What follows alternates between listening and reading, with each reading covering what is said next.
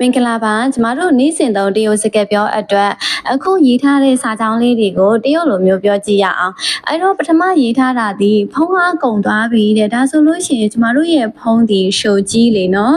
手机没有电了ဒီတိုင်းလေးကျမတို့ပြောလို့ရတယ်ဒီနေရာမှာရုပ်ကလေးကိုလည်းဖြုတ်ပြီးတော့ပြောလို့ရတယ်手机没电了手机没有电了ရမယ်နော်နောက်တစ်ခုလေးကအားသွင်းရမယ်တဲ့ဒါဆိုလို့ရှိရင်ရောက်အားသွင်းတာဒီ充电လို့သုံးတယ်နော်ရောက်充电ဒါဆိုလို့ရှိရင်အားသွင်းရမယ်လို့ပြောတာနောက်တစ်ခုလေးက power bank ကတဲ့အားကုန်တော့မယ်တဲ့ကျမတို့ရဲ့ power bank ဒီ充电宝လို့သုံးတယ်နော်充电宝